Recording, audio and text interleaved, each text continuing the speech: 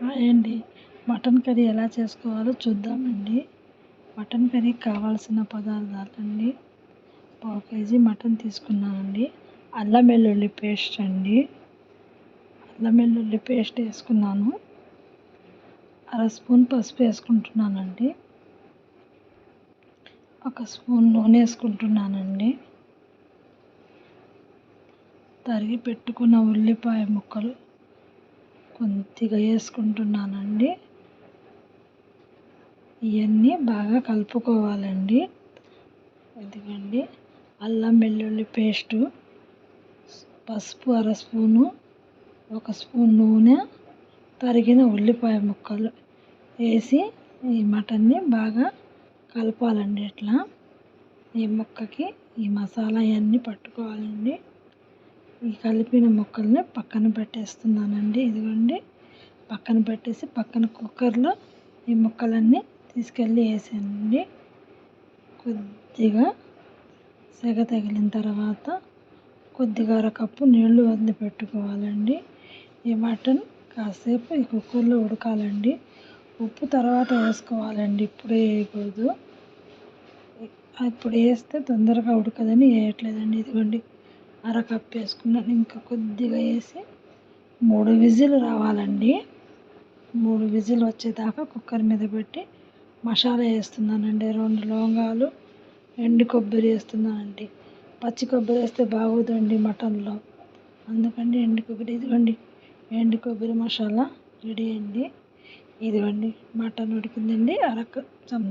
అర స్పూన్ వేస్తున్నానండి సాల్ట్.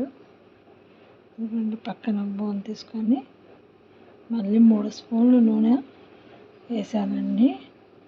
ఈ మసాలా వేసాను కదండి, ఎండు కొబ్బరి, 2 లవంగాలు తిప్పుకున్నానండి. కాస్త వేయాలండి. మటన్లో పచ్చి కొబ్బరి వేస్తే బాగోదండి, ఎండు కొబ్బరినే వేయాలండి. పచ్చి కొబ్బరి వేస్తే అసలు టేస్ట్ రాదండి.